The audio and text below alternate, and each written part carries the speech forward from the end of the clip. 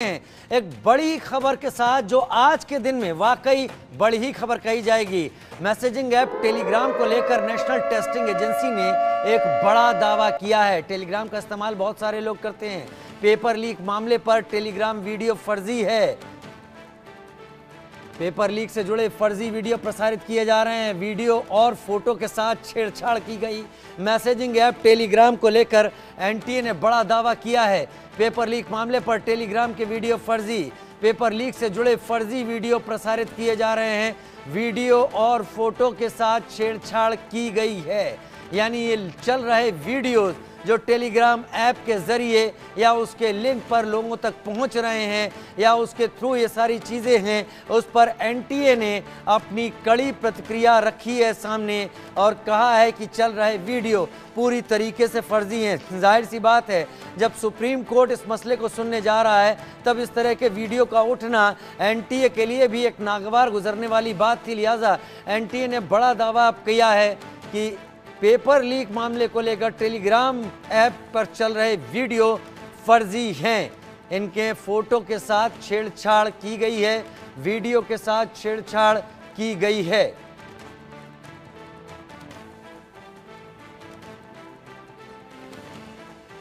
Video और photo के साथ छेड़छाड़ एनटीए ने सीधा जवाब सामने रख दिया है। आज सुप्रीम कोर्ट को भी इस मसले को सुनना है।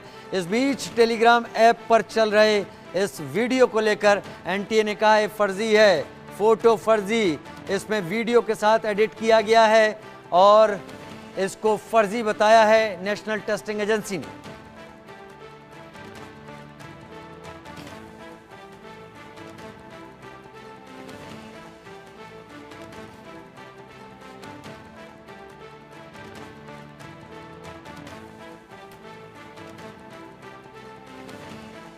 वीडियो और फोटो के साथ छेड़छाड़ की गई। बड़े पैमाने पर कोई गड़बड़ी नहीं हुई।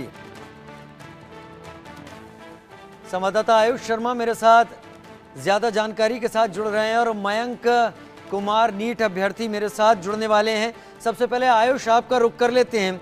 एनटीए ने मैसेजिंग ऐप टेलीग्राम पर चल रहे वीडियो को फर्जी करार दिया और अपनी प्रतिक्रिया जल्द से जल्द सामने रख दी, क्योंकि वजह समझ में आ रही है आज सुप्रीम कोर्ट का रुख तय करेगा इस परीक्षा के भविष्य को और उसको लेकर एनटीए पहले से दबाव में है। आयुष जी बिल्कुल, आज जो सुप्रीम कोर्ट में सुनवाई होने वाली है उसको लेकर 24 लाख बच्चों की निगाहें सीधी सुप्रीम कोर्ट की ओर टकटकी लगाए देख रही हैं, क्योंकि उनका भविष्य सीधा सीधा इस फैसले पर निर्भर करने वाला है। हालांकि जो एनटीए ने और केंद्र सरकार ने अपने हलफनामे में बातें कही, उससे कहीं ना कहीं ये दोनों ही बैकफुट पर नजर आ रहे हैं और अपनी अपनी साख बचाने की कोशिश कर रहे हैं। एनटीए ने बात बोली है कि टेलीग्राम पर जो वीडियो हो रहा है वो फर्जी है, उसको एडिट फैब्रिकेट किया गया है। साथ ही उन्होंने एक YouTube का लिंक हलफनामे में डाला है और दिखाया गया है कि कैसे एक वीडियो को, एक फोटो को आसानी से एडिट करके उसकी तारीख बदली जा सकती है। ये दो चीजें एनटीए के इस हलफनामे में अहम है जो देखने को मिली। वहीं दूसरी ओर अगर केंद्र सरकार के हलफनामे की बात करें तो केंद्र सरकार ने ये बात बोली है कि आईआईटी मद्रास की जो रिपोर्ट है उसमें कहीं पर भी सामूहिक फर्जीवाड़ा यानी एक इसके साथ ही कोई भी ऐसी घटना सामने नहीं है जिसको देखकर ये कहा जा सके कि किसी एक स्थान पर, किसी एक सेंटर पर या सोशल मीडिया पर ये पेपर जो है वो फैला है, वो लीक हुआ है। आईआईटी मद्रास की रिपोर्ट ने ये बताया है कि जिन जगहों पर बच्चों के नंबर ज्यादा आए हैं उसका कारण ये हो सकता है कि वहां पर कोचिंग सेंटर ज्यादा है। यानी दोनों कहीं ना कहीं सुप्रीम कोर्ट के सामने अपनी साख बचाने की कोशिश कर रहे हैं। जी, साख बचाने की कोशिश कर रहे हैं, लेकिन असल बात तब सामने आएगी जब सुप्रीम कोर्ट में मामला होगा, क्योंकि सीजीआई की जो बेंच है वो इस मामले में क्या रुख अपनाती है बहुत कुछ उस पर डिपेंड करेगा। आयुष मेरे साथ मयंक भी जुड़े हुए हैं, मैं मयंक का रुख कर लेता हूं। नीट अभ्यर्थी हैं मयंक, फिलहाल उम्मीद कहां, क्या रीटेस्ट से आपको उम्मीद है या फिर जैसा एनटीए का कहना है या जैसा बाकी एक याचिका ये भी लगाई गई है कि अगर रीटेस्ट होता है तो जिन्होंने मेहनत से पढ़ाई की उनके ऊपर सवाल होगा, आपका क्या कहना है इस पर? देखिए, हेलो, आवाज आ रही है? पहले तो बोलते रहें, बोलते रहें। देखिए, जो अभी सुप्रीम कोर्ट का फैसला आएगा वो तो मतलब कि जस्टिफाइड तो हो ही नहीं सकता किसी भी तरीके से, चाहे रीनीट हो चाहे ना हो। क्यों आप ऐसा कैसे कह रहे हैं कि जस्टिफाइड नहीं होगा? अभी सुप्रीम कोर्ट का फैसला आया नहीं है।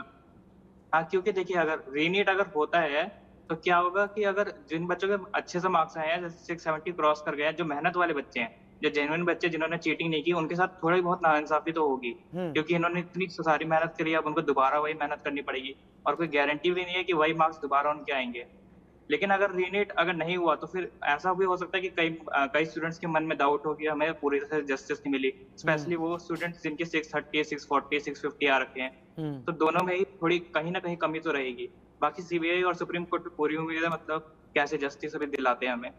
आपको जैसे मेरा केस है, मेरा हेलो, हाँ, आपका दिल क्या कहता है? सुप्रीम कोर्ट से अगर आप उम्मीद लगा रहे हैं तो आपके दिल में नीट को लेकर क्या बातें हैं? आप क्या चाहते हैं? देखिए मैं पर्सनली तो चाहता हूँ कि अभी रीनीट ना हो। जैसे कि अगर मेरा केस है, मेरे 670 मार्क्स आ रखे हैं और अब मेरे को पता है कि मैंने 2 महीने से पढ़ाई नहीं करी, तो फिर मेरे दोबारा इतने नंबर नहीं आ पाएंगे अगर रीनीट होता है तो इसमें मेरा तो कहीं ना कहीं नुकसान है, क्योंकि मेरे को जो अभी पेपर लीक के स्टूडेंट्स हैं और जिन्होंने चीटिंग की है, उनकी वजह से अगर रीनीट होता है तो उसमें मेरा भी तो लॉस होगा, क्योंकि अब मैं उतने मार्क्स नहीं अचीव कर पाऊंगा। और मेरी तरह काफी बच्चे जिन्होंने जेन्युइनली मेहनत की थी और 670, 680, 690 या फिर 700 पार गए थे, तो फिर मेरे हिसाब से तो वो उतना जस्टिफाइड नहीं होगा।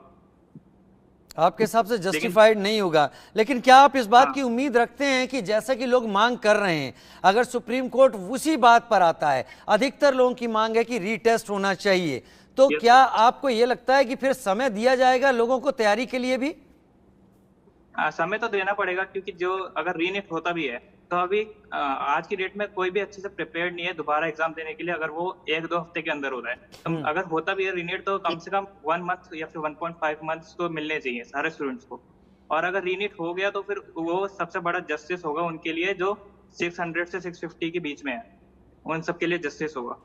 उन सब के लिए जस्टिस होगा, लेकिन यहाँ पर एनटीए ने एक बात साफ बता दी कि ये अक्रॉस द नेशन नहीं हुई हैं चीज़ें। अगर एक आध सेंटर्स को, जैसे गोधरा का या बिहार का पटना में जो सेंटर है, अगर वहाँ की बात छोड़ दी जाए तो उसके अलावा कहीं ये चीज़ हुई नहीं है। क्या आपका दिल मानता है कि ऐसी चीज़ नहीं हुई होगी जब पेपर निकल कर आ गया और हम सोशल मीडिया के व्हाट्सएप वीडियोज़ के दौर में चल रहे हैं?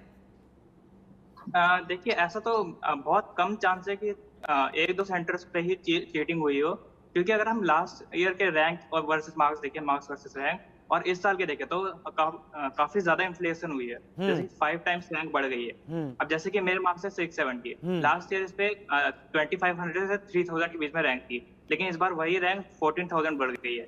अब इतने ही रैंक का डिफरेंस तो 1 या 2 सेंटर पे लीक से हो नहीं सकता, तो कहीं ना कहीं इसमें कुछ और भी बड़ी चीजें हुई हैं, ऐसा मेरे को लगता है। पर्सनल व्यूज है मेरे। जी जी जी।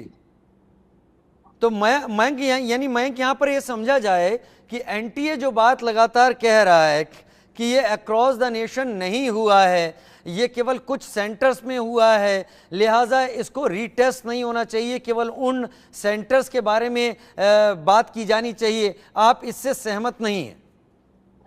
इससे मतलब अब मैं कुछ कह नहीं सकता पर्टिकुलर कि हो भी सकता है कि अभी एनटीए सही हो, लेकिन वही है ना कि मतलब इतना फिर लोगों का ट्रस्ट भी तो है कि लोग मानेंगे। ये बात पे तो सवाल उठती है कि लोग मानेंगे अगर ये एनटीए बोल रहा है तो, क्योंकि इतना तो इन्फ्लेशन हो ही नहीं सकता। और एनटीए ने प्लस इस बार तो काफी चीजें छुपाई थी, जैसे कि ग्रेस मार्क्स में तब पता चले थे जब हमने खुद उनसे सवाल किया था कि 718, 719 कैसा है।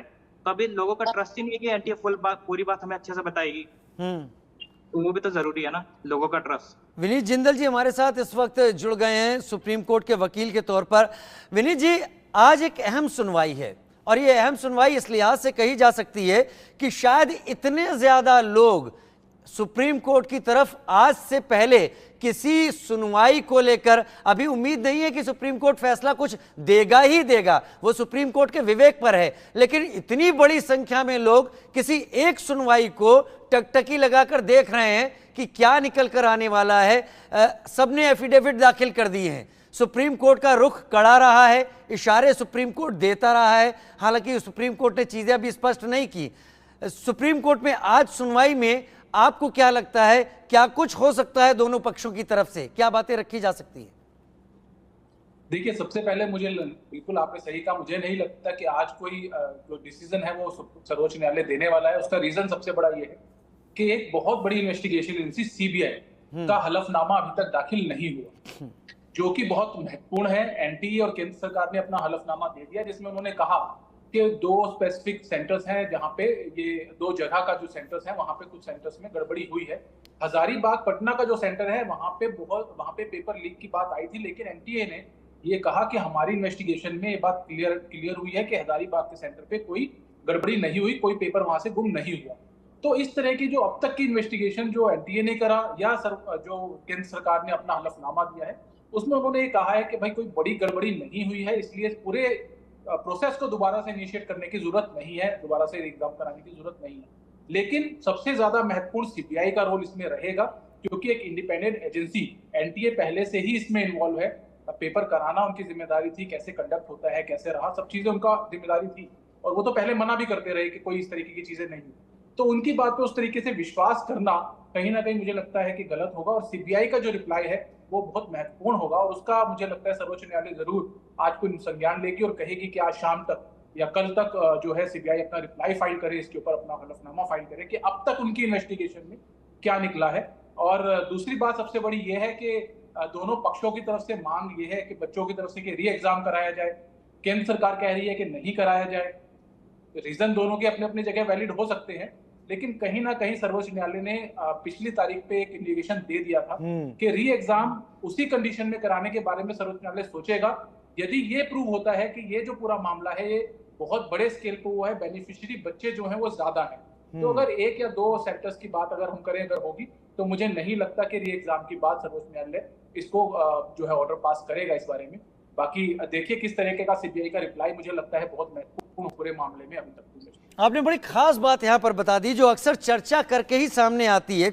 आपने एक बात स्पष्ट कर दी कि जो हलफनामे दाखिल करने थे, जो एफिडेविट दिए जाने थे, वो अभी सेंट्रल ब्यूरो ऑफ इन्वेस्टिगेशन की तरफ से नहीं दाखिल हुआ है। अगर नहीं दाखिल हुआ है तो जाहिर सी बात है इशारा यही मिलता है कि सुप्रीम कोर्ट उनसे जल्द से जल्द दाखिल करने को कह सकता है। लेकिन क्या होगा, सीजीआई लेड बेंच है, सीजीआई क्या वहां पर बात रखते हैं वो तभी साफ होगा। लेकिन अगर हलफनामा नहीं आया है तो एक संभावना ये बनती है कि ये चीजें आगे जा सकती हैं। खैर, आप लोग बने रहे हमारे साथ, क्योंकि नीट मामले पर सरकार के सुप्रीम कोर्ट में हलफनामे की हम बात कर लेते हैं। नीट यूजी काउंसलिंग जुलाई के तीसरे हफ्ते से होने की बात सरकार की तरफ से कही गई है।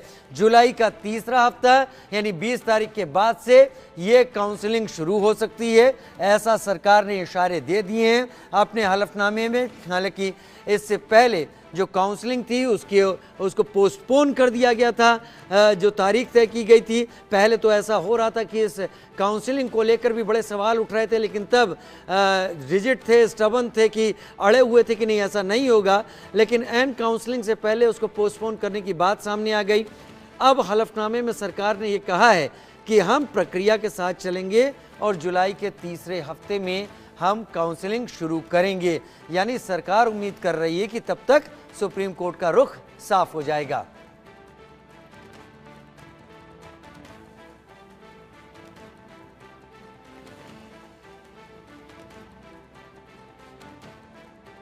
तो तीसरे हफ्ते से काउंसलिंग की बात सरकार कह रही है। वहीं एक और बड़ी खबर की नीट परीक्षा से जुड़ी हुई गड़बड़ी रोकने के लिए सरकार ने एक पहल की है। क्या किया है? सरकार ने 7 सदस्यीय विशेषज्ञ कमेटी का प्रस्ताव रखा है। 7 सदस्यीय विशेषज्ञ कमेटी का प्रस्ताव, सभी मुद्दों पर विचार करने के लिए इस विशेषज्ञ कमेटी का प्रस्ताव सरकार ने रखा है। कहीं बहुत एक बीच का रास्ता सरकार ने निकालने की बात बीच में रख दी है। नीट परीक्षा से जुड़ी हुई बड़ी खबर, 7 सदस्यीय कमेटी, विशेषज्ञ कमेटी होगी। ये राजनीतिक नहीं होगी, इसमें सभी इस क्षेत्र के विशेषज्ञ होंगे ताकि भविष्य में इस तरह का कोई लीक ना हो। अगर एनटीए या केंद्र सरकार की ओर से पेपर लीक के किसी भी अन्य लाभार्थी की पहचान की ज़रूरत होगी तो नीतिगत स्तर पर एक फैसला लिया जाना होगा। लिहाजा इस 7 सदस्यीय कमेटी इस मामले में कई चीज़ें स्पष्ट कर सकती है। आयुष मेरे साथ इस वक्त लगातार जुड़े हुए हैं। आयुष, विनीत जिंदल जी ने बहुत अहम बात इस चर्चा के बीच में सामने रख दी, क्योंकि सुप्रीम कोर्ट के वकील हैं और उनको ये पता है, उन्होंने स्पष्ट किया कि अब तक सीबीआई ने अपना एफिडेविट नहीं सामने रखा है। सीबीआई का एफिडेविट मतलब जांच कर रही इंडिपेंडेंट एजेंसी का एफिडेविट, जिसके हाथ में पूरी जिम्मेदारी है। अगर ये एफिडेविट सामने नहीं आता है तो एक पहलू अधूरा रहेगा सुनवाई से पहले, क्या उस स्थिति में जितना आप देख पाए हैं, कोर्ट की प्रोसीडिंग्स को समझ पाए हैं, क्या हो सकता है? जी बिल्कुल, जैसा कि हमारे साथी विनीत जी ने बात बहुत अच्छे से बताई कि सीबीआई ने अभी तक अपना हलफनामा सुप्रीम कोर्ट में दाखिल नहीं किया है, और ये एक अहम कड़ी इस पूरे फैसले से जुड़ी होगी, क्योंकि जिस प्रकार से उम्मीद लगाई जा रही थी कि सुप्रीम कोर्ट जल्द से जल्द फैसला सुनाएगा और जल्द से जल्द बच्चों को ये चीज तो कम से कम पता चल जाएगी कि रीनीट होगा या नहीं होगा। लेकिन अब जब सीबीआई की तरफ से हलफनामा दायर करने में देरी कर दी गई है, तो हो सकता है कि अगली तारीख पर उन्हें कहा जाए कि आप अपना हलफनामा दायर कीजिए, और फिर उन तीनों हलफनामों के आधार पर सुप्रीम कोर्ट आगे की कार्रवाई करेगा। लेकिन फिलहाल के लिए जब तक हलफनामा दाखिल नहीं हो जाता तब तक के लिए देरी बनी हुई है। हालांकि एक उम्मीद ये भी लगाई जा रही है कि दोपहर के बाद जब इस मामले को उठाया जाएगा तो उससे पहले ही रजिस्ट्रार को अपने हलफनामे की कॉपी सीबीआई सौंप सकती है। लेकिन अभी तक ऐसी किसी भी खबर की पुष्टि नहीं हो पाई है, और बच्चों में कहीं ना कहीं इसी बात को लेकर मायूसी बनी हुई है। सुप्रीम कोर्ट जिस प्रकार से ये बात कह रहा था कि इस पूरे मामले में अगर 0.01% डिस्क्रिपेंसी भी उन्हें मिलती है तो वो कड़ा फैसला लेंगे।